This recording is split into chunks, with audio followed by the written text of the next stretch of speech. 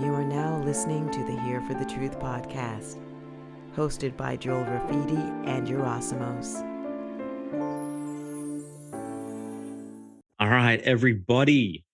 You're listening to Here for the Truth podcast with Joel and Yerasimos. We have a huge topic for you today.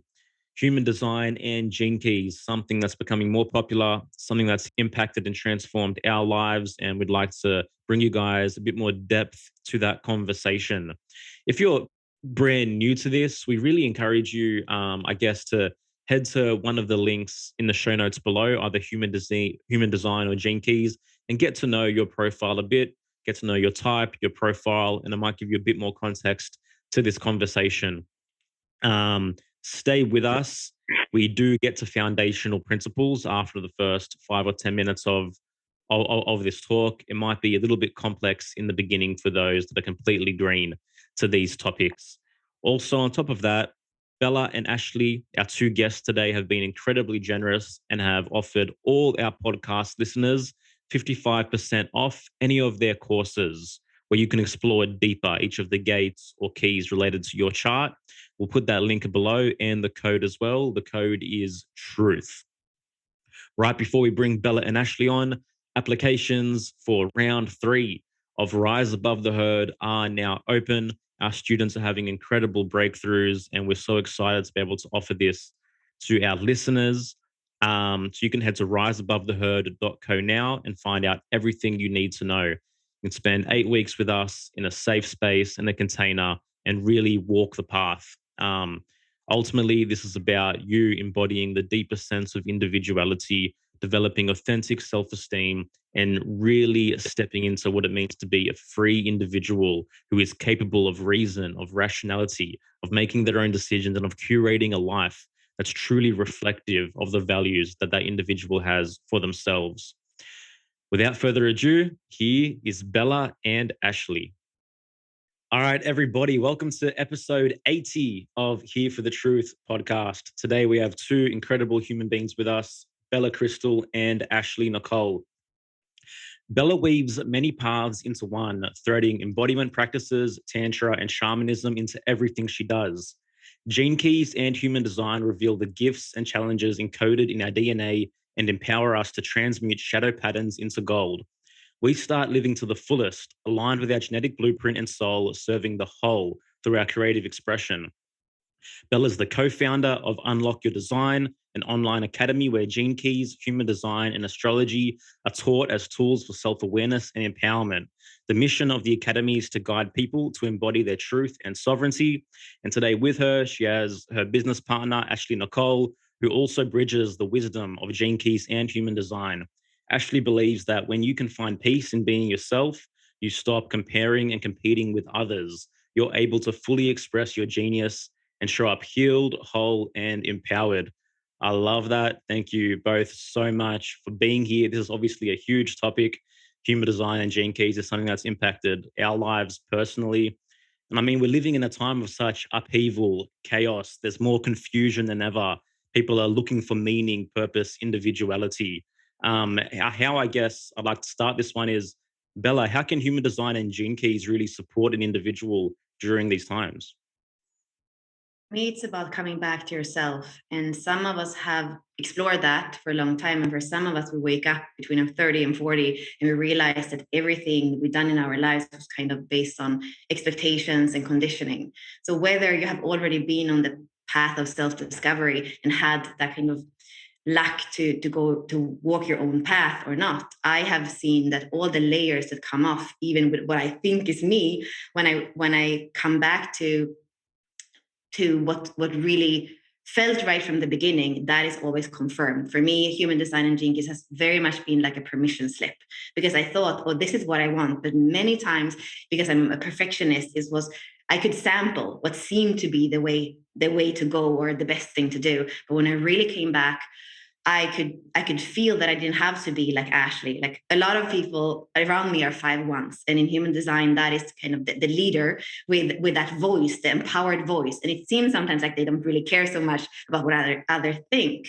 And for me, I was so different. And I was always kind of wanting connection, and I wanted everybody to understand each other. And I had this perfectionism in the sense also that I want everybody to have like high values and things that was very utopic maybe for this world. And then when I look at my human design, I see that I'm here to bring that inspiration. I'm here even to lead and guide in that way. And when I actually allow myself to do that, I see that a lot of 5-1s, when we work together, they can bring the more practical and maybe the more kind of down to earth leadership, and I can bring the visionary leadership. And hand in hand, there is something so important. As you're saying, we're walking into the future, the unknown. I think we need the powerhouses of the now, and we need the visionaries of the future. And that's a lot what human design have brought to me. I don't have to be something that I'm not. I can be what I am, and then allies are going to come together, and we're doing it together. Yeah, it's an incredibly powerful system of knowledge. There's absolutely no doubt about that. And you're right. It for what happened for me is when I first came into contact with my chart, what I got was confirmation of everything that I kind of already knew about myself. But then all of a sudden, hey, you realize, wow, I was born this way. You know, there's a divine blueprint unfolding. And why would I waste any second of my life doing anything other than what I'm here to do or who I'm born to be, so to speak? Ashley, would you like to share your thoughts on that, on what's happening in the world, and also, yeah, how human design gene keys impacts you today, etc. I think that what I did want to speak about, we talked a little bit about as we were getting to know each other, what our profiles were, and I know that I'm a 5-1, Bella's a 4-6, Yerasimos, you are a 5-1, and then Joel is a 6-2. And something that I found is that the 5-1s have the impact, they have the power, they have the voice. We're here to influence strangers, people that don't know us. And what I found is the 4-6s are here to influence when they have friends, when there's love and connection and community happening. And there's something so different about the 6-2. And I think that what I wanted to say is that the 5-1 in a way is bridging between the 6 that's in the body of the 4-6 and the 6 that's in the mind of the 6-2. And there's something very futuristic and visionary, like Bella said, with the 6 lines. And the 5th lines are going to gather the attention. But it's our job to point people towards the role models which have the 6 lines. We may have 6 lines in different areas of our charts, right? But our core profile, that's 70% of your personality. I'm here to be a 5-1. I'm here to investigate, and I'm here to bring the things to the throat, to the voice, to share it. And that has power.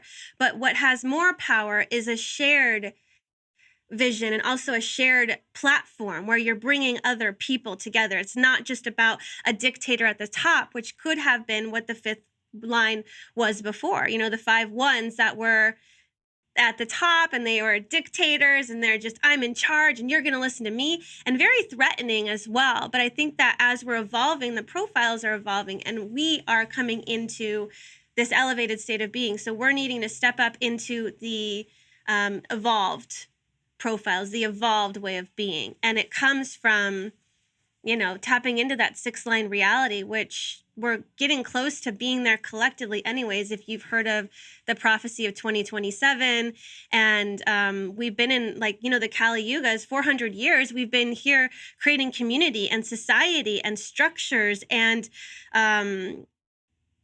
schools and hospitals and all these things that support the community. And over time, we've kind of gotten a little bit jaded, like, oh, everything's handed to us, I don't need to do anything. People have become really indifferent. But in a way, they've also given their power away to others. And so now that the powers that be are saying, you need to do this and that, people are like, wait, but I don't want to. But will you still take care of me?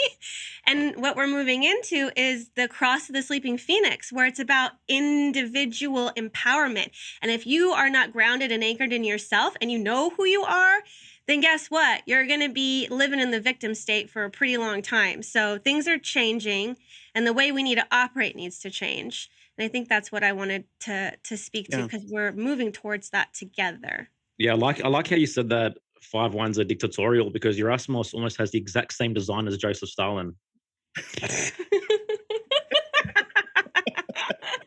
down to the cross. Oh, Lord Almighty. Oh man, you crack me up. Well, listen, Let's maybe create a little context for this, because we've touched upon human design in previous episodes, and our audience, they've heard about it through us, etc. But maybe you can just give a little, like a brief introduction of like what human design is, what gene keys is, and how they relate, how they're different, and then we'll go from there. Yeah. Does that sound okay? Ashley, do you want to go with your practicality? You want me to do it? Okay. Yeah, and then just add in what you feel. Oh man, okay, foundational. All right, so human design came before gene keys, and human design was brought through in 87 or so by Ra Uru.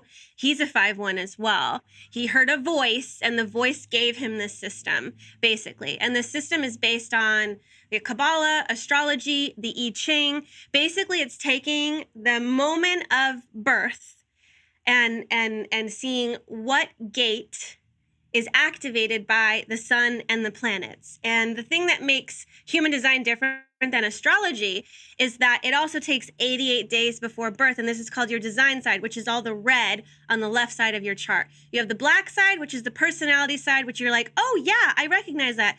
That's me. And then the red is kind of this unconscious in the body, but it's playing under the surface. It's there, and it's your soul in a way. So these come together to create the design, the blueprint of who you are. And when you look at a human design map, it's 9 different centers, and this is how your energy flows and works. So we have gates and channels and centers, and depending on what's colored in is what your definition is. So when you say that you're a generator, you have the sacral center colored in, linked to something else, so it's defined. When you say that, like maybe a mental projector, they only have their head and their ajna potentially defined. So depending on the composition of what's defined, colored in, activated by the planets, it's going to change the way that you operate and run in the world. And that's your energy type. Did you want to add anything about human design, Bella, before we get into anything else? I like what you're saying. It actually changed the way it was in 1789. I think it's actually a system that speaks about human evolution. So it's not a map that is stagnant. It's transmission that is always evolving, and that's Ash going to speak about how it became the gene keys. So I would say it's showing our current evolution, and for example, our awareness, how it's evolving. Before, when we were animals, it was only instinctive. Then we became humans. Our awareness is instinctive, but also our left brain and our ability to reason. And now the awareness that we have is evolving, and it's also bringing in an emotional aspect. So we have an awareness compass that is made up of our instinct, of our way of reasoning as human beings, and also our emotions. So speaking about how we are evolving and how we are more than what we were before, and also I believe that that's why it's important to know our energy. What the map shows when actually speaking about definition, it's what she was saying is turned on in us, what we are here to express and how we are here to touch and impact the world.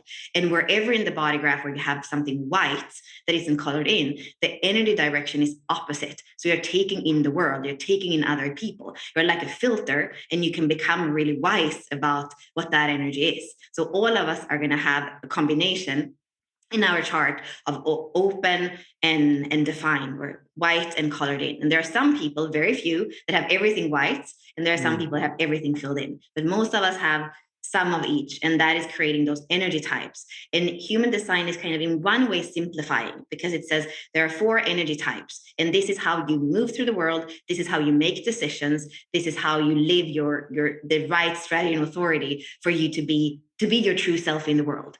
And I would say there is something with that simplification, because it's just a system. It's not the truth. It's a system. It's a map. And also when we simplify, we tend to not actually get all the details for everyone. So I would say, I believe that part of Gene Keys was a way of saying, we can't just put people into brackets and saying, okay, you're a generator, you're a projector, you're this, and say you work the same. Because there are 64 gates in the body graph, and depending on what's activated, it's going to be different depending on how you grew up.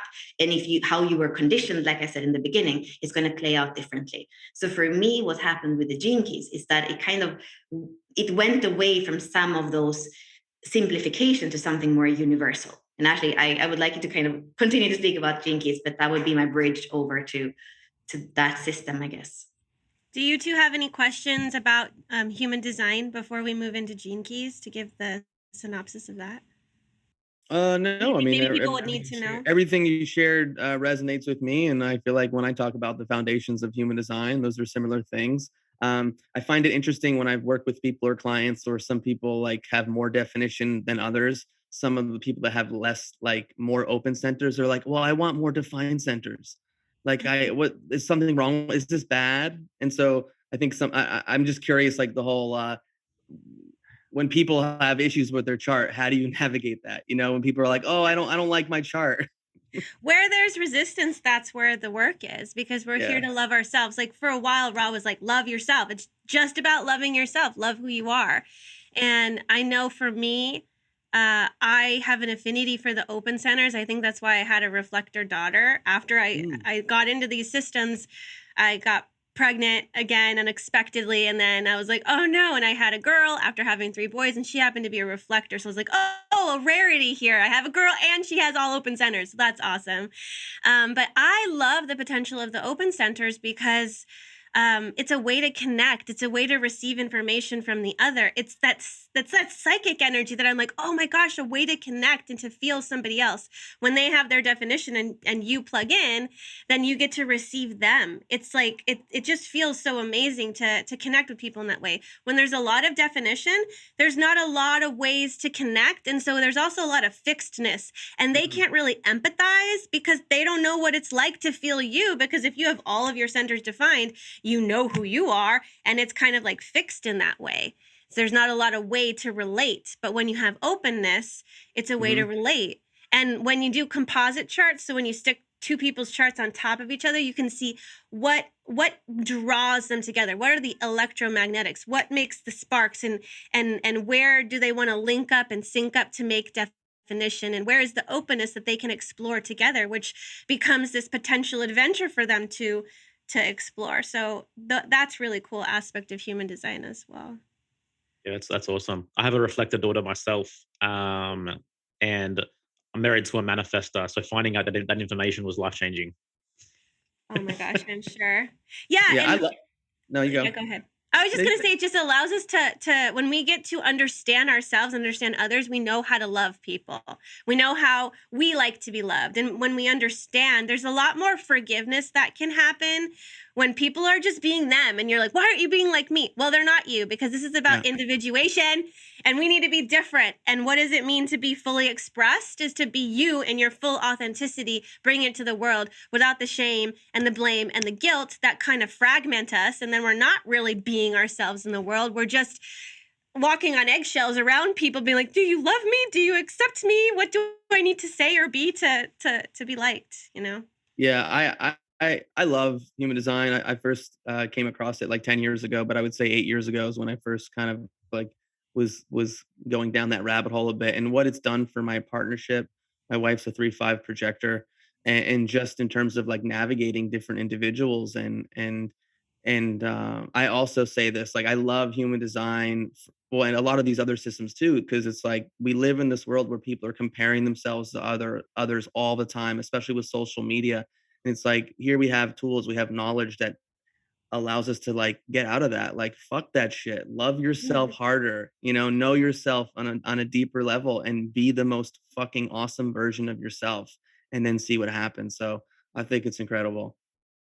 Yeah, so before we speak about the gene keys, which I want us to get Yeah. into, I do believe that it's not only about being the most awesome yourself you can be. I definitely feel it goes back to what Joel was saying in the beginning, the world, how it's changing in the chaos. I actually feel very strongly that if we don't step into our authenticity and our authority, our true authority, it's actually going to be very hard to survive in this world. Like I say that like with all the with a lot of kind of weight to it. And I think that there has already the last few years been markers of that if you don't follow your own true authority, if you don't know yourself, if you don't know who you are, you're kind of in danger in this society. So I kind of maybe go back to that a little later, but I feel like it's kind of coming close to a point where it's not only about living your amazing life. We're changing from a first line reality, like Ashley was saying, the Krystal planning, a lot of things, structures, a lot of, you have, I don't know how many different specialization in medicine and in all different sectors and areas there are. And a lot of that, we are going to move out from that specialization, that kind of foundational, detailed way of living into something that we don't know. We're moving from 400 years of that first line reality, kind of foundational and building in something more tangible, to something that's not tangible at all, a 6-line reality, because it's actually moving backwards in the lines. And that is something that we don't know. Like, I don't know from other lifetimes, but none of us who are alive now have experienced anything like that. And here I think that there is something also important where we are looking into the 6 line, people that have 6 lines in their profile, maybe in their personality, in the profile, in their design.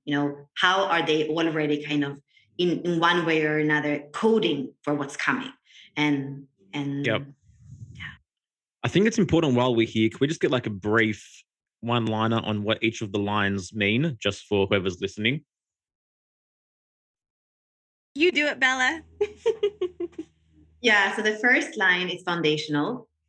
It is the investigator in human design, and it's the creator in the gene keys. So it's the first step. We kind of see if something works or something doesn't work, if it's weak or if it's strong. It's kind of hands-on, it's physical. It's that first step.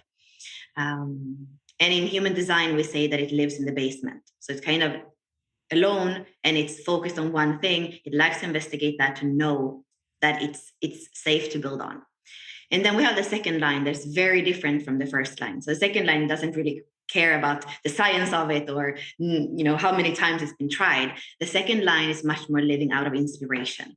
And that means that it actually gets to be picky, because you can't be inspired by everything. So often we see the second line as the dancer or as the hermit. It's going to hermit when it doesn't want to dance because there's no fun dance partner. And it's going to dance when somebody comes along and it's like, oh, I feel you. There's some flow here. There's some effortlessness. We can just dance together. So it's that person that is a little bit unaware of itself, but in the dance with the other, it gets to see itself. And then we have the third line, and that's the changer, or it is what is it in human design, Ashley? Martyr. The martyr. Oh yeah, I don't like that word. That's why I forgot about it.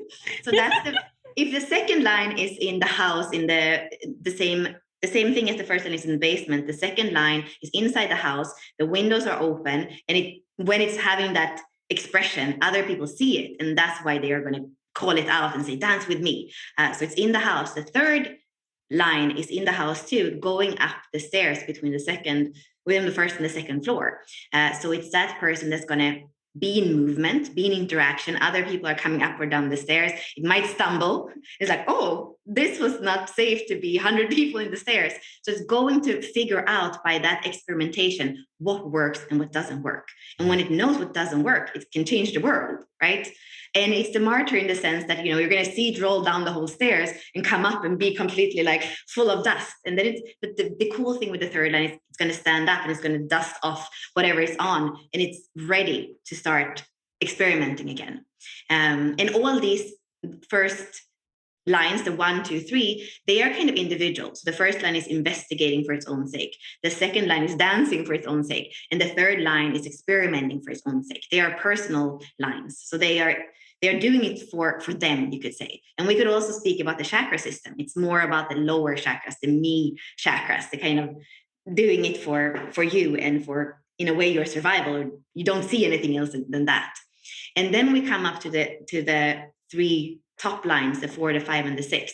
So the 4, we could say, in a way, builds on the first line. It doesn't have to do the investigation of the first line, but it still needs that foundation, because it kind of takes the creation from the first line or the investigation from the first line and says, look, like, this is what I have used in my life. This really worked. This thing that the first line has created is something that I use, and that it's made this in my life. So it's because it spokesperson for something. It stands on the balcony on the second floor, and it's speaking from its heart about this thing that works. And people, like Ashley was saying before, there are going to be people that resonate with that. There are going to be relationships where there is trust, and they're going to come and be like, oh, this works for you. I want to tap into that too. I trust you. I feel you. I connect with you. So the fourth line is the line of sharing. It's the line that we call the opportunist, because in all these people that trust it, there's going to be opportunities. In the gene keys, we call it the server. I would like to call it the lover, because I think for a fourth line, the very important thing is to do what you love. If we have the chakra system again, this would be the heart center. It's the fourth chakra. And then we have on the second floor, we also have the fifth line inside. So the same way the second line is inside and has that kind of physical, beautiful talent, we can speak about the fifth line as the mental talent. So an ability to be very practical and find solutions. In the gene keys, we call it the fixer. And in human design, we call it the heretic, because it's here to speak its own truth from its own understanding, from its own crystallization of whatever it is that it has gone through and universalized.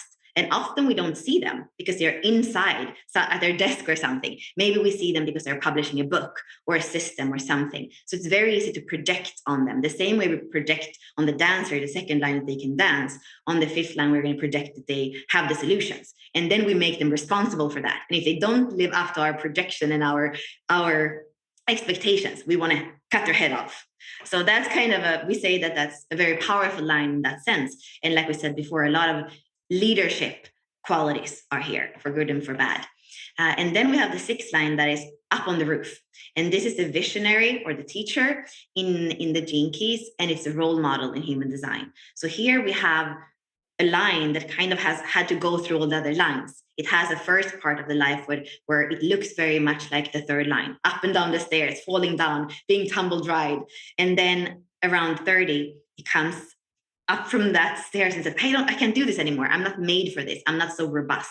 Goes up on the roof. It starts 20 year of discernment, where it, in the worst case, it doesn't want to dip its foot down into the world again. But what it's here to do and what it does best is to actually be able to discern, again, kind of how the world works and what's possible, what's not possible. And after those 20 years of discernment, it can really be a role model in the sense that it dares to walk down into the world. And going back to what we said before, being authentic, being in its own true authority, not caring about having to be a leader. No, just being inspired to be the best that the sixth line can be. And by that, it's going to kind of spark and unlock in others what it is to authentically be yourself and an example, the best example of yourself in the world. Yeah, I guess that's the run through of all the lines. Yeah, well said. Thank you so much. Okay, so how was Gene Keys born out of human design? Yeah, so Richard actually learned from Ra, worked closely with Ra. He was an HD analyst, and he knew all the things like inside and out. And he came to Ra with this way of evolving HD, and Ra said, as a manifester, get out of my house. Like, no. No, it's not happening. And so the only thing that Richard could do to make his creation come to life, because Richard has a first line in his core or vocation sphere and a first line in his culture sphere in the gene key sequence, he needs to create. He needs to bring that out of him. There's something that's unique to him that he needs to bring to the world. And he's a 4/6 profile. So he wants to share his truth. And when he arrives at the truth, he can't not share it. And so if Ra is going to tell him, you can't bring this into my system, we can't evolve the system and use your gene keys, he created his own system. And where Ra's system is a little bit more left brain analytical, Richard's system is a little bit more flowy and contemplative and maybe more right brain. So when you merge the two systems, it makes a beautiful harmony, because we have, the logical and the abstract and the flowy, and basically the gene keys works through, they have the golden path, and the golden path takes you on your own hero's journey, where you're going to go through your activation sequence, where you're going to find what your genius is. It's about activating your genius and getting through the challenges of your mind and breaking through into actually your body, where you can attain that core stability. When we have that core stability, guess what? We can meet relationships with individuality and equanimity, and also like give from an overflowing cup versus a cup that is like codependent. So when you don't have that anchoring in yourself, you get into relationships and with your wounding, and all sorts of patterns ensue. And so when you go into the Venus sequence, it's like coming back home to yourself, to your heart, to reparent yourself. And so we go up through the Venus sequence, from the purpose to the attraction, kind of interacting with the world, seeing who we are bringing into our life. And from that, we have our Dharma bringing us these people, and the karma is generated by what happens when I get into interaction with these people. And when we get to the IQ sphere, this is the third 7-year cycle of your life, where you're like 14 to 21. And this is where you're establishing your values. This is where you're kind of bumping heads with your parents, figuring out who you are, what are rules, all these things. And so that's the mind, the values, and it's coded by Venus. Then we move into the EQ sphere, where it's the realm of emotions from age 7 to 14. And that's where we are just learning about emotional competency or not. Did you have any role models? Did anybody help you learn how to be with your emotions? I know you guys are both emotional authorities. And so did you have any role models that helped you learn how to ride your wave? Were you very impulsive in a way? Because you know that the authority is wait for clarity after the wave has passed. So a lot of people get really impulsive. You can make decisions on an emotion, even excitement, or in anger. It's like riding the wave to see what's the content there. And that's the second 7-year cycle. Then we get to the SQ as we're traveling back up into the Venus. And this is all about where we learned to be in this world of form and our heart and our physicality. And this is where we have no boundaries or barriers, because we're children looking for a mentor, looking to the world. And so we're easily, I want to say the word corrupted, but I don't really mean corrupted, but that's what popped into my head, corrupted and conditioned. And we want to reparent ourselves so that our inner child feels safe. And then we move into the core, and the core is what you experienced in your mother's womb. And it's also where we find our core wound that we took on for humanity to transmute.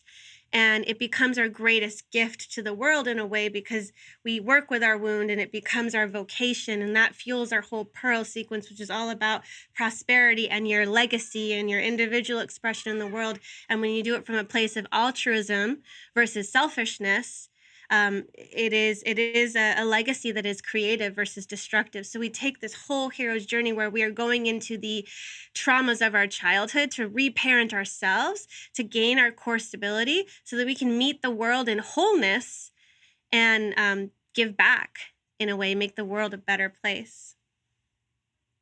Very It's more cool. poetic. It's very much poetic and beautiful. And I would like to also just make clear for people that the numbers that we're using in human design and in the gene keys are exactly the same. So whatever numbers you find in your human design chart, we're taking these numbers and we're using it in the gene keys.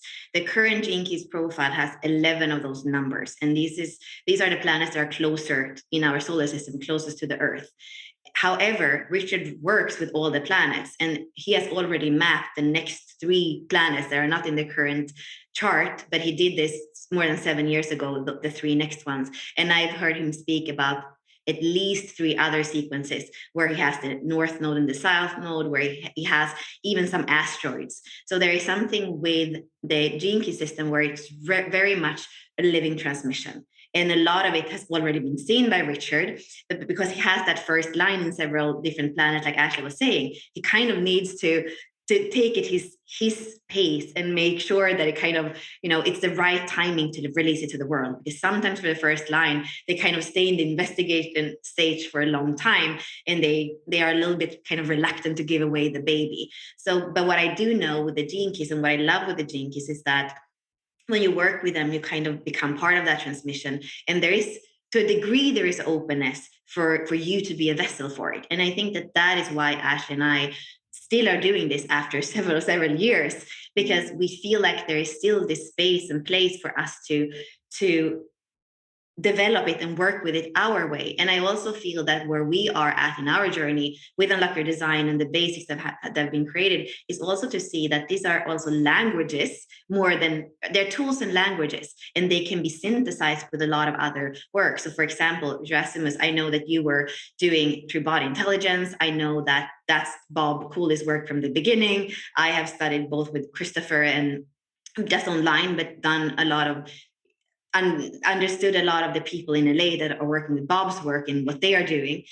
So for me, it feels very much that this is a living transmission and a language that we can use. It's a map, or these are maps, it's a system, and it wants to come through people that are also mixing it into like their transmissions and their truth. I don't think we should be like copying the founder or each other. It comes through our filter, like Ashley was saying before. It comes through what we are here to give to the world. And that's why I'm specifically interested about these kinds of conversations, where I know that I think none of us are just like a Gene Key guide or human design analyst. No, these are parts of that thing that we're bringing to the world. And that is, I feel that's what's exciting. And that's why I could never have stayed with just human design and having signed what I can do and what I can't do. That for me would be too limiting. What I've seen is there are people, amazing people, ambassadors in the Gene Keys, and even people that don't have any kind of background with it, that just found the transmission, and now they're doing something with, like the dream arc, the animals. Like there's so much we can do with it. And I think it doesn't end with Rob. It didn't end with Richard. And we have brought through the archetypes, actually, like we were saying in the beginning. And that's also a little bit of something different and new that you can do with it. What inspired you to create your Unlock Your Design website? Like how'd that come about between the two of you? Like, yeah, well, with my fifth line practicality, I think when I was first engulfed in Gene Keys and human design, I was living it and speaking it, and I knew that it wasn't as easy to find all the materials for it unless you got the book. But human design seemed to have things scattered all over the place, and it just didn't feel like everything was in one place. And I had this idea of having like doors, and when you unlock the door, you get all the information. I didn't know they were going to turn into archetypes. I just had this idea of open the door and here's all the information. I wanted to make it mysterious and like all that stuff, and I let it go because I didn't take initiative on it, and I was like, oh, it's a cool idea, but I didn't have anyone to help like bring it to form with me. And a 6'2" projector kind of came and put me and Bella together, said, oh, you guys should be together. And I guess the rest became history, because that's just kind of what came through us. We developed these archetypes where we bridged the gap between Gene Keys, human design, astrology, and the I Ching, put them together like they were all making a baby, and then created these archetypes because it's way easier to relate to something inside of you if it's personified, if it is anthropomorphized, where it's like a person, because you can have a conversation instead of being this abstract thing that you're like, oh, this personality trait. It's more like, I am the liberator, which is Gene Key 39 or human design gate 39. You can say and claim it. And I think it's about not only getting to know these archetypes that are in your chart. Yes, that's the first place you go, but it's literally making peace with all of them, because it's wholeness. Wholeness is all 64. Because if you don't have it in you, but you have a strong reaction to one of them, then you're just pushing parts of yourself away through another person that's just embodying that trait, you know? Actually, tell them about the 59, maybe, just for an example. Okay, I'll tell you about the 59. Well, my life's work. Yeah, go ahead. For the Playmate 59? Oh yeah, good job. How do you know? Oh, well, it's in one of your guys' design. Well, yeah, I think it's in Joel's, right? I love your Joel, website. where do you have it? I've looked up people on your website like many times. So yeah, and you mentioned the Liberator before. I think that's my wife's archetype. Yeah. I wake up every morning and I claim mine. I just say I'm the prophet every morning. So it works. I am the prophet. And Joel, is the 59 is on the design side? Is it which radiance one is or is it the earth or the sun or the radiance? Radiance. Oh, okay. Wow. Do you have the 6? Yep. Oh, you have the whole channel. Okay. We both have the whole channel. Okay. I feel dominated over here. I have the 6 and only the 6, and it's the gate of friction, and so it doesn't necessarily like the 59, but the 59 can break down its walls, right? And it's the channel of mating. I have 4 children. Someone broke down my walls. Another 5-1 broke down my walls. When we were channeling the archetypes and bringing through, I say channeling and also going into the information. I have an open head and ajna and throat. So like saying the 39 just popped into my head, but it's relative to you guys, it's relative to Joel. I could not connect to the 59 when we first were trying to bring it through. I was in charge of the aesthetics of the website. Bella kind of dove into the copy. So a lot of the copy is all Bella going into the gene keys, going into human design, really pulling into like, okay, how is this going to come through? How do we make it human, and not like relatable, but like the exalted relatable and not too out there where you can't even, it's like, oh, the acidic frequency, who's ever going to be that? It's like just relatable enough, and it has its Achilles heels, so it can be a hero of your life. Well, we were bringing in the 59, and I just could not connect to it. I didn't get a visual of it. I also had like a lot of repressed like stuff with my body and sexuality, and I couldn't even connect to the 59. It is very sexual, and when it comes with the 6, it's mating. So I was having things I was working through, and in integrity, I couldn't even bring it through. I like my soul wouldn't even let it come through because I did not embody it. I did not connect to it. And so it sat with some random thing. I was like, oh, here's the portal to the 59. They can figure out what the 59 is. And it looked very different than all the pages, and it stayed that way for a while until we did the next iteration, because we're just improving it over and over and over again. And we started to do courses as well for it. So diving even deeper into the embodiment of it, we have 64 courses now, and now we're perfecting the courses. So it's like we keep going around the spiral. And every time I return to the archetypes, I embody and learn more and more about them. But I just couldn't bring through the 59 when it was time. So would you say someone that's curious to learn more is to go to your website and then read their archetype and just let it sit with them? And then would you recommend them to also read through all the other 64 and see how they dance with each one and see if there are any triggers or any judgments? Because that could shine a light for potential continued inner work that needs to happen. I would say it's good to kind of have a way of doing it, because I think it can be overwhelming to just say, I'm going to read everything. I speak several languages. And at some point, when we still used books, I would look at a few pages of words every day. And that's kind of crazy because, like the Spanish, Italian lexicon or whatever it's called, like it's a way of doing it that I don't actually think is sitting. It's not staying inside. So I would say, always let life show you. So if you are dating somebody and their life's work is something, of course you want to look at that. And the other way that we are doing with people is that we're walking with the sun. We're walking with the transits. Wherever the sun is going to illuminate. That's what the sun does, right? So that if we have 365 days in a year and all the 64 gates are in that year, it means that we're going to be 5.7 days in each one of the 64 gates. So just walk with the sun and it's going to illuminate it. We can see it in society. We can see it with things that happen. We can see it between me and Ashley. Sometimes we're like, oh yeah, of course this would happen now because we're in this gate. So definitely we are calling it walking the wheel. We have also called it before, when we go a little bit deeper, portals of deconditioning. Because when you go deep into what's there, like that's Tantra, kind of that, what I say with facing life, face whatever is there. Well, then you are going to evolve, decondition, peel off the layers, and more of the real you is there. So I would say the transits, absolutely. And then the people that come into your life, super important. And I also think it's important when it comes to human design and gene keys. Some people are only looking at the spheres in the gene key chart. I actually think that the definition in the body graph is important. So let's say you have 2 channels. You have the 2343 and you have the 659. But maybe these are not even in your gene key chart.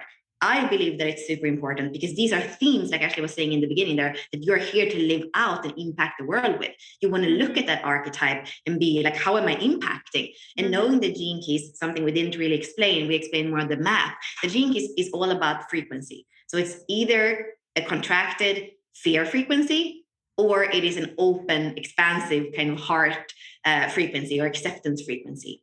So you want to know those archetypes and see, okay, am I living it out? Am I living out the 59, just wanting to penetrate everything and everyone without, discernment or consent? Or am I really the playmate that I'm there and to poke people's wall a little bit and to be playful and to see if that they can be intimate, or at least starting with transparency and honesty of why they don't want to take down their walls. What is your expression? What frequency is your expression of that theme that's in your life? So for me, I would say the first place to go is what I feel intuitive right now, is look at your human design body graph, see what channels you have, read the archetypes of those channels, and see if you're kind of living up to that hero frequency in a way, because they are relatable to humans, but they're a little bit beyond humans if you read archetypes. And that's for a reason, because I think that sometimes with what you said in the beginning, Yerasimos, too, with social media and comparison, like we have forgotten to identify with the superheroes. I feel, as adults at least, we comparing within each other. And I feel when I read the Liberator, which is my North Node and my Ascendant, I really feel like good. I feel like, oh, that's the potential that I have to lean into. Or the same with the 28, the Daredevil. Sometimes when I'm in existential kind of pain or even despair, I read the 28 and I'm like, yeah, it's the quest for purpose. And sometimes it hurts, it's with me there too. So the potential that's there, it's what I feel that the archetypes are bringing to you. Mm-hmm. That's awesome. I've never, Gene Keys is really new for me, besides going and getting the free chart on the website and reading through the summary there multiple times, and then going to I have the main book as well, and then reading the Gene Keys for, I guess, the 4 main gates that are personality, sun and moon, and Sun and Earth. Yeah. I haven't done it for like, hey, I have a 59.6 channel, I have the 214 channel. I haven't read those specific Gene Keys, so I'm curious to do that as soon as possible. Gosh, yeah. Yeah, I feel like we need to know all parts of ourselves. And you can even I don't know, just it can be very logical in your approach, where you're like, okay, I'm just going to follow the Gene Key path and we'll do the activation sequence and we'll do the Venus. Or you can literally take the Gene Key book and go boop, pop it open and be like, what's here for me? It doesn't even need to be yours. I feel like there's a message in all of them. Or if you're on our website and you're scrolling through all the doors, they're all numbered and stuff, and you just be like, oh, I think I'm going to pop into the 16 or the 52 and then just see what's there. Or ask a question. It can all be used as an oracle, because these are all, they want to work through you. They want to work for you. And Richard has a transmission, Ra has a transmission, and you have a transmission. And you don't need to, it's just like the priest in the Catholic Church. You don't need to go to the priest to get to God. You just go into yourself. And it helps to have kind of that, you're walking around in the dark trying to feel into, all right, where is this archetype? But once you know where it's at, you plug in, and then it's like, all right, I'm getting to know you. And then it starts having a personal relationship with you, because it's in you. We have them all. And at one time or another during the year, you have all the archetypes activated. So at one point, you have all 64 archetypes as you're walking the wheel with the sun. And that's kind of a very intense journey, because 6 days in each transit is a lot. So to really be it's very quick. It's like speed dating with the archetypes, 6 days to get to know somebody. I don't know. So how would you follow the sun? Is there a website? Like right now, I have no idea to go hey, we're in this. Yeah. Well, can I share maybe, or is this going to be video? It's a podcast. This is video. Yeah, it's video and I want to show. I feel like I really want to just show the genetic matrix so that it's a little bit more clear how the wheel works. You want to make her? You want to give her permission to share? Yep. On our website too, we made a whole transit calendar, so it shows everything on there too, and then the links to the archetypes as well. So is that a cheat sheet or something? I think I might have downloaded it. I think it's a cheat sheet. Yeah. I think I was like, hey, Joel, check this out. Even though I haven't looked at it yet, I was like, check it out. So here we have all the constellations in the sky: Leo and Scorpio and Aquarius. That's always there. What also exists, according to the I Ching, is that you have all the 64 hexagrams, 64 gates, 64 gene keys. They are also in the wheel. So, for example, right now, we are in Cancer, soon going into Leo. So you see, this is the circle with the dot in is the sun, and it's here in Cancer, and also in gate 62. In very, like the last, actually you can see on the side here. Yeah, so it's So in 62. We're in gate 62 right now. Is that where you're? Yeah, so the sun is here right now. It's in Cancer, and it's also in gate 62 because you have the constellations in the sky, all the 12 constellations, and on the ring on the inside, you're going to have the gates. And this never changes. It's not like they are moving both wheels are moving. No, always in Cancer, you're going to have gate 15, 52, 39, 53, 62, and 56. Some of the gates are actually split. So they're going to be half Cancer, half Leo. So the sun is moving from Cancer. It's actually, everything is moving counterclockwise. So here the sun is in 62, and then it's going to be in 56, then it changes into Leo, 31. And here it's actually very interesting and important. We know that the 31, if you have gone into the 64 door, is the precedent. It's very much a gate about leadership. The 7 is also very much about leadership.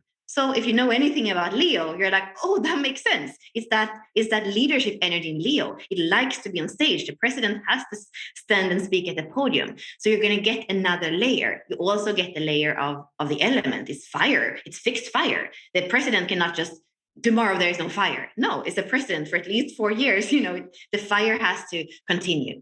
So the way that you walk the wheel is that every 6 days, and there are 6 lines in every hexagram. So every day you can say you go a line, and there are 384 lines and 365 days. So some days you have a little bit more, it's 5.7 days that it goes in a gate. And so it goes round. So, my birthday is going to be in Taurus in gate 2. That's the May 7, in the 4th day of gate 2. And that's how astrology is part of the system too. And then of course you can map it. You just take all the planets that are in here and you list them. And then with the list, you take, 62, let me color in 62 halfway through. 62, let me color it in halfway through. You don't go all the way. Then you take 61, color it in. You take 23, you color it in. And then in some places, you're going to see that you have 2 gates that meet, like Ashley was saying, 61 and 24. Okay, so then they are connecting a channel, which means head center is defined and Ashna center is defined. So somebody born on this day right now, we know they would have this mental projector definition from their personality side. But what we don't know is what was actually activated in the wheel 3 months ago. That would be on this side, and that would create 13 more activations. So maybe they would actually connect the 5 and the 14, and they would have more than just these. But this would be part of somebody born right now. They would have, and this energy is alive right now, and the sun emits you see how it says astro HD neutrino conditioning weather.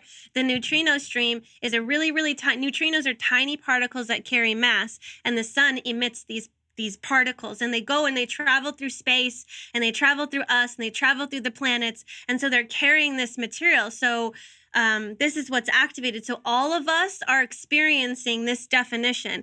It's going to influence our behavior. It's going to influence what happens in the collective because it's what's alive right now.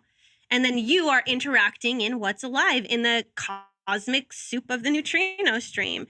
So you can follow very simply what the sun is activating, and then it makes it, okay, this is my focus for today, if you want to do that. And with Bella going into a lot of the details, and we're in the gate of detail right now, so the energy is, let's share all the details, right? You can tell with how this conversation has been going, let's share all the freaking details. But with this, like, there's so many aspects you can dive into. It's not just about the little snippet you get on the gate. It's like you can go into the astrology, you can go into the I Ching, you can go into the gene keys. So that's kind of what we brought to the table, is here's all these details. And then we made these archetype courses where we speak about what is the ramifications of this being in Leo, or this having the hexagram of thunder over earth. Like, what does that mean? And then that's another investigation point, depending on how deep you want to go with this, because some people, they choose this as their avenue for getting to know themselves. And so they're going to want to investigate and get all the details, especially if they're a 5-1 or a 4-1 or 1-3. We're like, yeah, let's get into the depths of this, and I want all the details, probably, So, Yeah. yeah. So, like, if you knew the, I guess, gate of each day, like you'd make more of a conscious effort to focus on that energy during that 6-day period, so to speak. Is that the way that you would interact with it? So I would Yeah. go with a more tantric approach to life as opposed to concentration. Concentration would be to focus on it. I would more allow it to come to you, allow you to be surprised of how it comes to you. I'm sure it's going to come. Like right now, a client that both Ashley and I have worked with, he's here now. It's his birthday today or yesterday in gate 62.5. It's also his Mercury and his Venus. He has that 3 times in his chart. And for me, what I see is that I don't even have to go look for it, but we want to stay, like, I think that that's the beautiful thing, to be present with life, because then it's going to show itself to you. And then sometimes, like Ash is saying, when you have resistance to something, either it's going to be even more in your face, or it may be, it may be that you're actually really repressing it. And for me, I mean, this is just a little thing that doesn't really have to do with it, but I think it does have to do with it, because as for me, a theme in my life right now has been to live every day because it's worth it, and I think that me having the daredevil several times, and it's about purpose, and it's about the purpose in the now, the individual, it's really the empowerment of the individual in the now. And that's been really so present for me. And today when I was going to come here, I was in the car, and then I would have to reroute, and it was going to take another hour to go because there are a lot of canals here in Florida. And what had happened was an accident.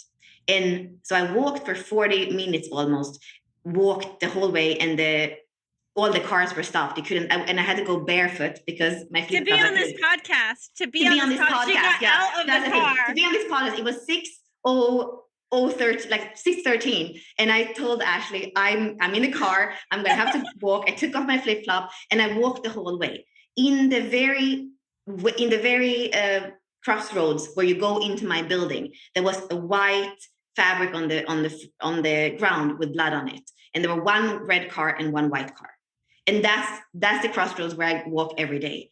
And for me, like, it was scary, but it was also just this confirmation. You live every single day, and it has to be worth it, because next time you don't know.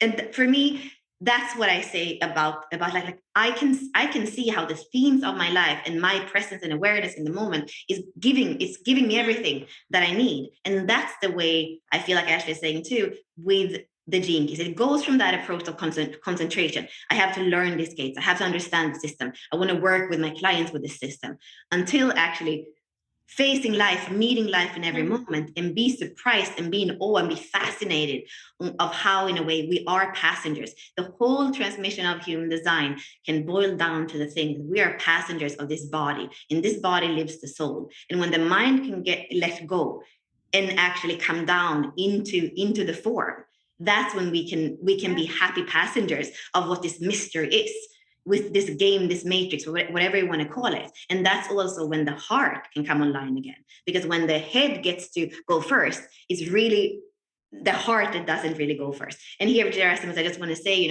part of the True Body Intelligence work and Bob Cooley's work, it's also about structurally changing the body so that actually, you kind of have the posture so that the heart can lead. So for me, there are so many ways of doing this. And I hate to see when human design and gene keys become another thing to focus on and concentrate on, instead of actually the embodiment of who you are and becoming a passenger in this mystery and this magic of what it is to be human right now in the world. Awesome. Very well said. And I think that's what we've lost more than anything, is the mystery of this entire experience. Like we talk about conspiracy. Isn't it the greatest conspiracy of all? Who am I? What am I doing here? What is this form? And for me, these systems can definitely reconnect you to that mystery, because you realize there is purpose. There's something like that. You actually, it's not fully knowable, but there's an underlying purpose which can be felt. And once you really tap into that, you do see it flourish in your life, so to speak. Mm-hmm. And we can enter these systems through the mind, which our mind is the thing that is, like Bella said, it's like surrender to the body, surrender to the soul. And a lot of us can, I know for me, I'm a 5/1, fifth lines are very mental. I entered this very mentally, and it took years for me to finally walk it. I was like, yeah, I understand it, I get it, but did I live it? Did I walk it? No, not really. I didn't have a felt sense of it. And I think, how much fucking permission do you need to be yourself? It's like, that's what the mind is wanting. It's like, am I getting it right? Am I getting it wrong? It like lives in duality. And then finally you're like, oh my God, do I need to dig any deeper? No, you don't. It comes to a point where you transcend all of these systems and you just fucking live your life and you just go about it. And you're like, I am me. And you know your soul's compass and you just live it and walk it in the world. And it's like when you bump up against another person, you're not getting knocked over because you have core stability. You have your anchoring, you have your root in yourself instead of in these systems or in outer authority or whatever it is. We've gotten through it, you know? Yeah, it's definitely, it's grounding knowledge. You know, people come to these systems, they think it's like woo woo or out there, etc. But more than anything, it's about embodiment, right? Yeah. That's where you end up. You end up there if you don't stay in a mental gymnastics of the concepts and the details and how deep can I go, and then I think a surrender comes at some point or another where you kind of sink back into the body and the form. I mean, that's been my experience, you know, over the years of dabbling. I say dabbling, of learning human design and really trusting strategy and authority. Now, I haven't gotten into Gene Keys, but it changed my life. I mean, it really did. And when I found out I was an emotional authority, it was like, what?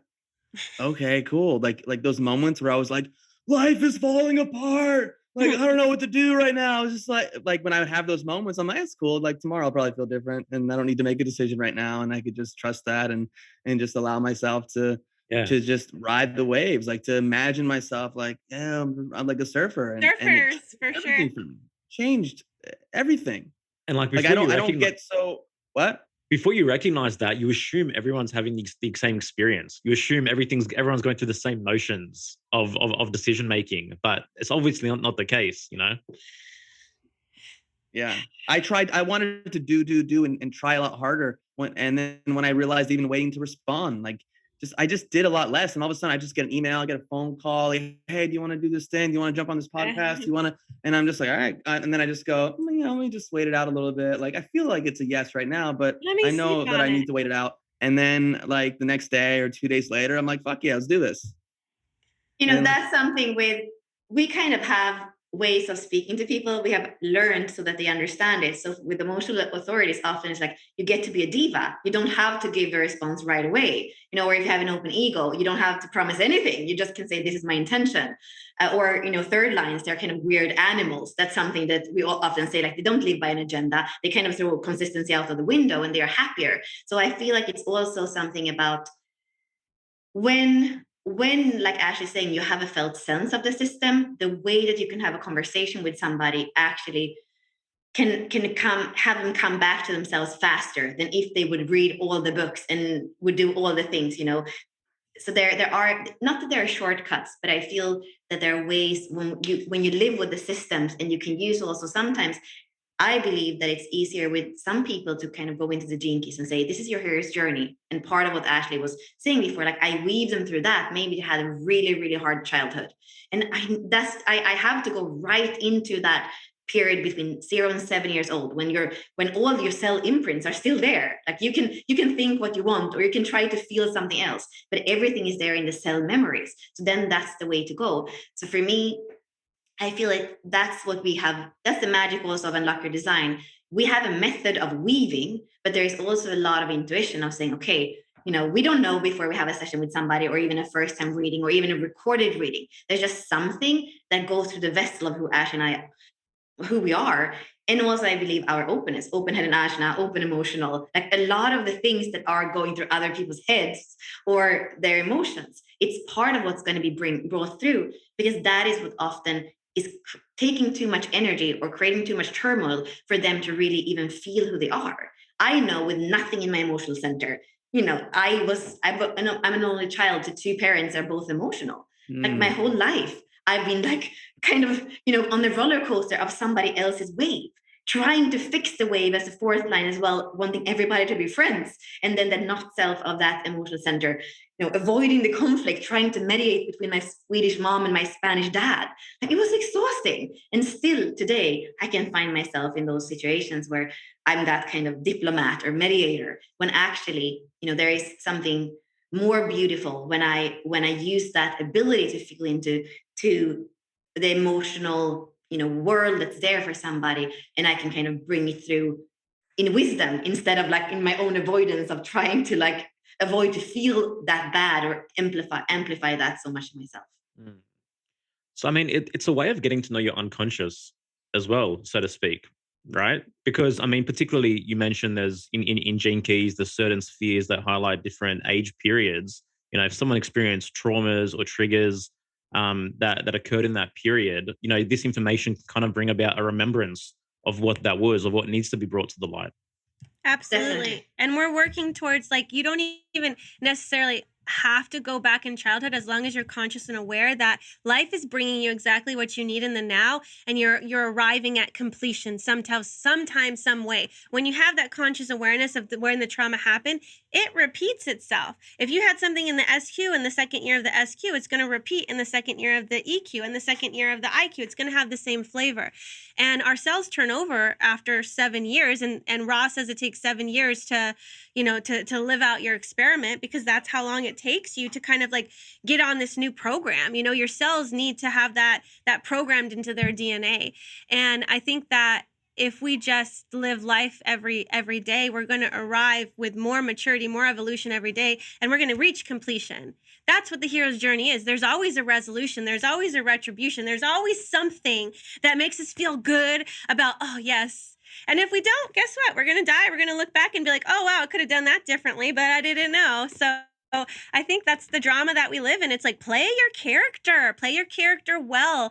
And there's going to be points where you have to answer the call to the hero's journey where maybe you have to go back into your darkness, or you have to fight the good fight. And then the purpose is, I think, for wholeness and coming home to yourself. Yeah. Definitely, because like particularly when how we bring these systems into parenting.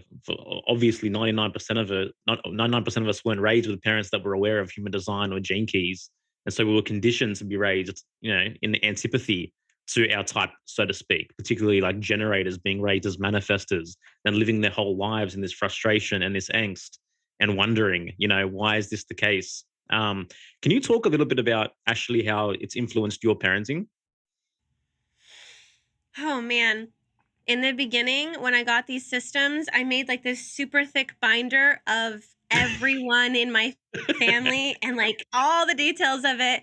And I really wanted to like make sure everyone was living their design. And over time, I realized, like, leave the kids alone. Just leave them alone. Stop trying to make them a certain way. It's about the parents deconditioning themselves, because we're the ones conditioning our kids, and I'm starting to see, just let them go on their path. Trust that they can make their way on their path. And the more hands-off we can be with the kind of gentle guidance in a way is the best. And I mean, I struggle with that as a parent. I see them going into the shadows and I'm like, oh man, oh man, oh man. But I don't know. It's just for me to know who they are, so I don't try to keep putting them into boxes. And I think that as a parent, especially I have 4 kids, and I had to get to this place of overwhelm where I'm like, I just got to surrender and let go, because I can't micromanage and control all these little beings. So like, here, develop on your own.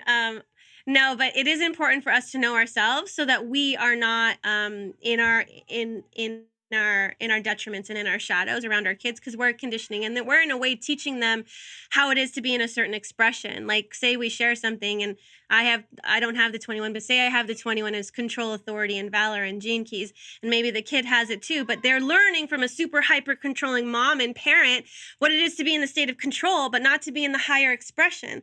So the more we can just be the lighthouses for the higher expression, they're going to get it. They're going to figure it out. But when they don't have that, that's where the conditioning happens, because they're being conditioned by the shadow instead of conditioned by the gift. You see what I'm saying? So, and the same thing with the openness, like being around emotional parents. Like if you had zero emotional competency and understanding, you'd be projecting your emotions on everybody, and they'd feel like, I got to carry daddy's emotions because like, even if you don't want to talk about it, they still feel it. It's like walking on eggshells around the person who's like, oh my God, I don't know who they're going to be today because I don't know if they're happy or mad. And is it because of me? It's like, we just need to be with our emotions and accept them and communicate them and know how to parent ourselves. And in that, we teach our kids too how to be sovereign and individuals in themselves. Yeah, laissez-faire, hands off. Yeah. No, I agree. I love that. We can definitely get to a place of trying to micromanage, by trying to figure out, understand everyone's specific design and all the rest of it. But ultimately, like everyone's on their own individuation process. The unfolding is taking place. And I mean, the wisdom is only truly theirs when they discover it for themselves. So to speak, if we try to, even if we know these concepts, we try to tell a child, this is what you are, this is how you need to respond, this is what you need to do, they're more likely to shy away from who they actually are in some cases, perhaps. Yeah, and I mean, you guys know, like, it's always better to go through it ourselves and have someone tell us, because if grandma tells you like, oh, don't do that because if you do that, you're gonna fail, it's gonna be horrible, and you're like, yeah, okay, grandma, and then you go and do it, and you're like, oh my gosh, I should have listened to grandma. Doesn't matter, you didn't have the experience. You can't just like take someone's word for it. Sometimes you're here to live that out, Yeah. Doesn't matter what grandma says. I mean, she is the like Joel, you are 6'2". At some point or another, you're going to be that like wisdom keeper that comes off the roof to kind of share. I've been through it and I've observed this, and here's the wisdom of it, And that's why we kind of notice those people. It's like, oh, look at that guy. He came off the mountain. I wonder what he saw up there. Like they're gonna get noticed for the way that they walk in the world. I think as children, we need role models and mentors. That's what we need. And as a 5'1", I wanted that so badly. And I grew up with parents that were emotionally immature. And I am still navigating the emotional realm, but it was so enlightening to know that I was an open emotional authority with the 6 and the 36 as the only things in there. And so it was conflict and turbulence. And so I was trying to manage all of that, to be the diplomat and to not to walk on eggshells, because the 5th line has the projection field. So I was like, who do I need to be? Who do I need to be safe? Who do they want me to be? What do you want me to say? How do you want me to act? Oh, there's power in sexuality. Maybe I can use that because then they can't take anything from me or attack me or whatever. It's like I found ways to manipulate. And the 5'1s can be really manipulative. But that's because there's a projection field and we kind of don't want to be burned at the stake. And I don't know, there's so many different reasons why we take on the traits that we do. I know for me, I tended to go into people pleasing and like people pleasing, but like not like, oh, I'll do whatever you say. It was more like, I'm still in control of who I get to be, but I'm going to be I'm going to read you first and be that, but you're not going to tell me who to be. It was crazy, but it's wild. That resonates for sure. I'm a recovering people pleaser for sure. We kind of went all over the place, didn't we? I love it. I think our audience is going to really dig this. And it just highlights like there's so much to explore. There's so much to learn as well. I mean, again, as a one line, I love learning. So I also had a binder of like 100 human design charts of everyone that I came across in my life, because I was just like so curious who everyone was. And yeah. I mean, I think that with us, there is something important in the sense of aliveness, because I've seen over the years, I feel like there has been a bit of dryness and sarcasm in the human design community. And I have stopped to be in those groups because I could feel like people were even mean, and they would use their human design to say, I'm fucked up this way, or like, oh no, I'm entitled to be fucked up this way because I'm a manifesting generator and I'm angry. And this second line, they would use their design to not be nice people, and I didn't appreciate that. And then in the Jinky community, what Ashley was saying too, it's a lot about contemplation, and it's a lot about patience. I would say Richard Rudd has the 5th gate or the 5th Jinky in his purpose, and that is patience. So there is something where he's kind of pushing his patience on people for good or for bad. And And I have seen a lot of people kind of speaking with that very heart-centered view in the Jinky community. But 10 years later, I feel like, okay, there is that love, but what's changing in your life? How can I see that you're actually, like you guys were saying, that you're living the best you and the most authentic you, and that you're, expressing your legacy in the world, like Ashley would express it. So I have not seen that much change in some parts and some people of the Jinky community. And how I feel Unlock Your Design is different, or what Ash and I are bringing on also to this podcast. There's this aliveness, and sometimes we are going to speak in 120 kilometers per hour or whatever with a weird accent, or Ashley sometimes with her open throat, even like it's going to speak like one of you guys. There is something of like aliveness and pacing, and I feel it's all about inquiry, inner inquiry. But I'm not going to sit there and say, oh, contemplation. And like, there is something with us that the energy is a little bit different. And I feel like a lot of people have come into our community too. And there is some friction sometimes. But there's also this honesty that we have, and this kind of, the honesty that's there. And some people are not going to resonate. We have had a lot of people too, especially like in the inner circle, that come in, that wanted to collaborate. It's fast paced. Like, that's why the third person that Ashley was mentioning, who actually brought us together. It's like, it was too fast paced of what was in between us. And even the way we work on an everyday basis, it's a lot of WhatsApp voice messages to kind of run a company or run a school or run an academy. So I feel it's really about energy. Do you resonate with this energy? Do you feel like it's too much? Then maybe go and do a course with just the Gene Keys first. Like, I really feel like as a 4/6, it's about finding your allies, and it's about finding other people that you resonate with and that you actually can see as role models, or that you can see a joint vision with. That's kind of how we are brought together. And I believe that, as we said in the beginning, the world is changing. We have to be ourselves, and we also have to feel into the people that are on that same fractal, the people we resonate with, the people we're fascinated by, the people we can be friends with, the people we can laugh with. Like, who's on your fractal? Who are these people? And it's old to say, the 5 people you spend the most time with, that's how you become. But even more now, I think on an even more cellular level, we're going to be more and more impacted by each other. So I don't even think it's super important what of all the details that are there that came through today, but really to feel in to your energy. What is this awaken in your solar plexus, or in your belly, or in your mind? What's poked in you. And I think that's kind of how we can walk through life too. Okay, what did I get inspired by? What did I get a little bit triggered by? But there's something here to scratch, because there's something deeper. Like, that's curiosity of a child. Oh, something stirred in me. Okay, I want to go and explore. I feel like that's a very good way of actually walking in the world right now. Yeah, I mean, curiosity, in my opinion, is like obviously deeply connected to intuition, so to speak. So if someone heard something or resonated with something, like, that's how we live our lives, right? Something sparked an interest, and that's the cue that we get, and we go, we explore that path, so to speak, and we discover what we discover, and we continue from there. Yeah. All right, guys. Okay.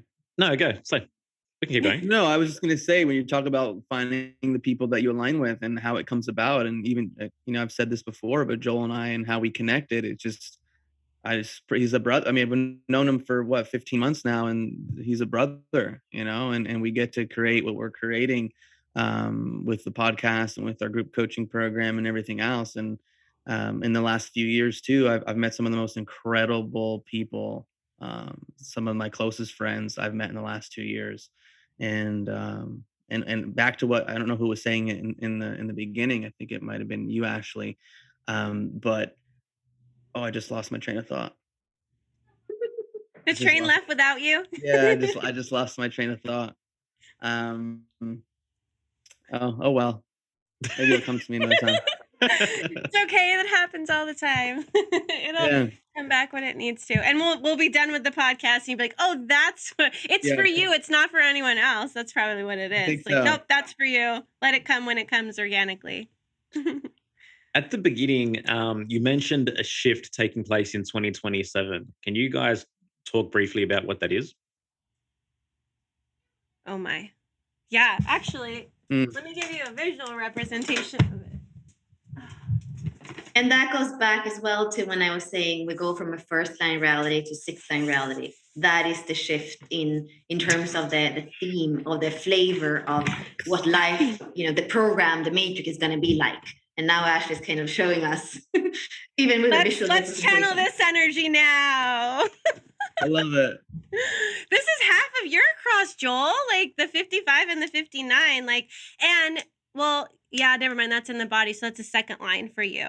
It's going to be a 6-line reality, which Bella went through all the lines and stuff, but it is about individuation. It is about, are you anchored into yourself? Like, do you feel free? So like, think about the 55, victimization to freedom. The 59, dishonesty. What's the shadow? Dishonesty to transparency, and then we have the 20, which is superficiality to presence. And then we have the 34, which is force to majesty and strength. So we can be living out force, superficiality, like busy little bees with no awareness. Like, how quickly can I scurry around here, like doing the things I need to do, or worrying about like, how am I gonna get the food? Where's the money? Why are gas prices $7? Like, just worry all over the place and busyness.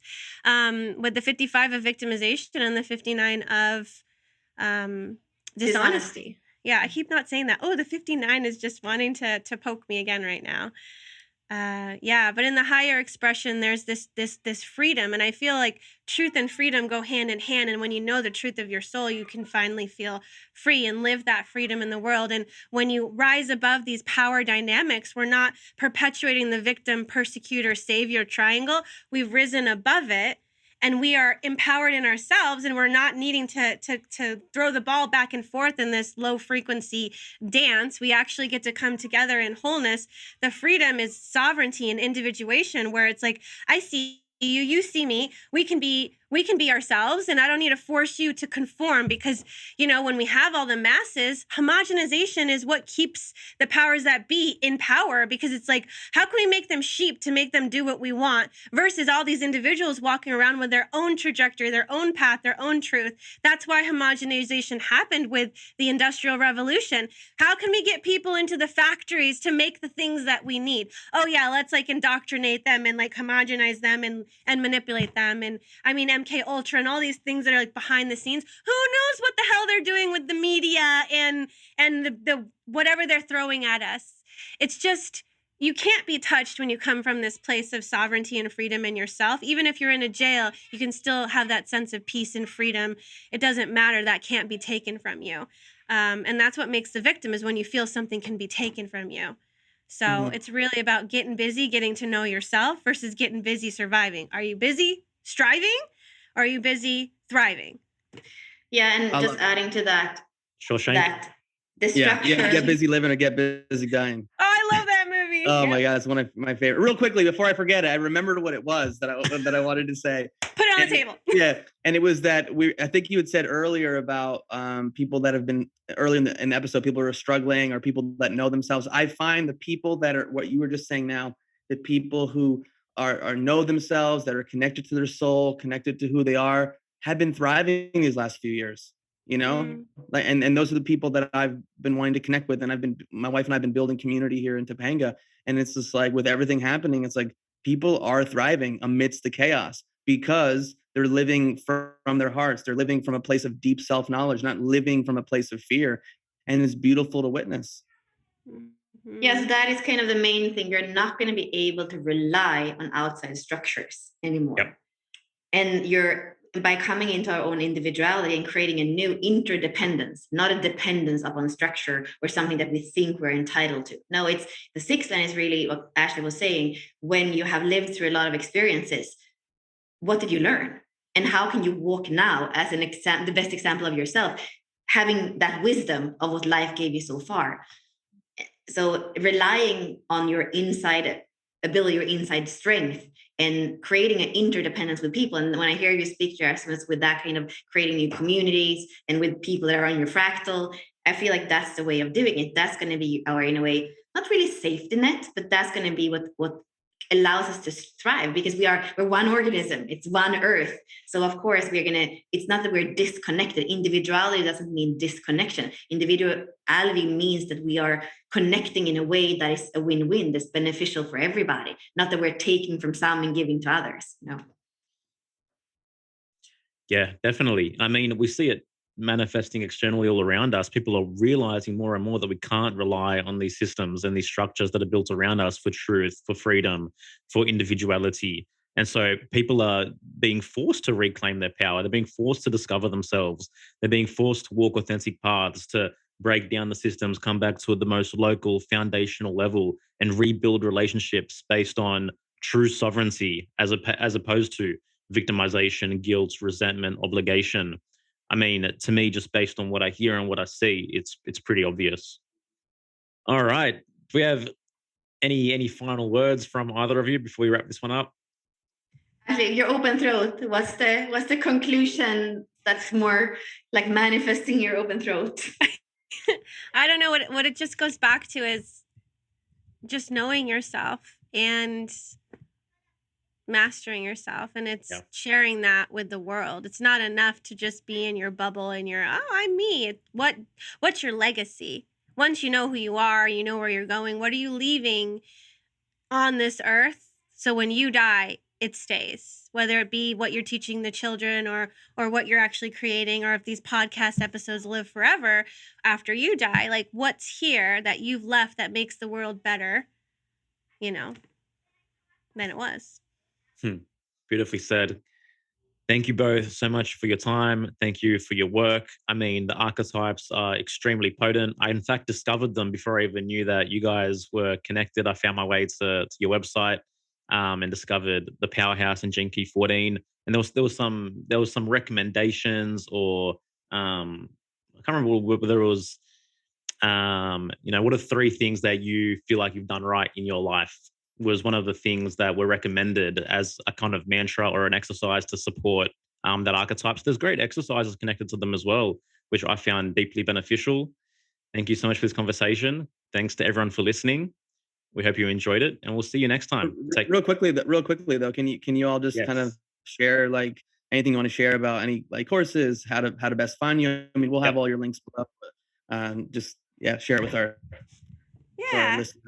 Well, I figured our work is the archetype work, and I know Bella won't care if I do this, but I figure for anybody listening, we can give you guys a coupon code to any of the archetype courses, because that's even a deeper discovery. So maybe in honor of the Cross of the Sleeping Phoenix, we give you 55% off so that we can liberate people into freedom. So if you want to get any of the archetype courses, they're normally $55 to get that embodiment course with the teaching, all the extra information. So we'll give you 55% off for those courses, for however many you want to get. Doesn't matter.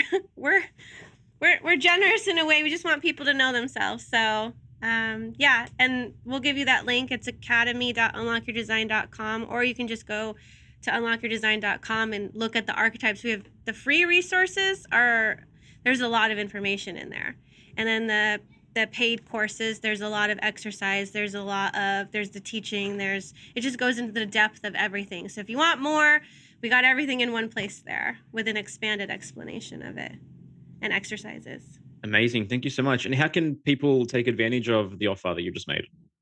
I'll put the code TRUTH.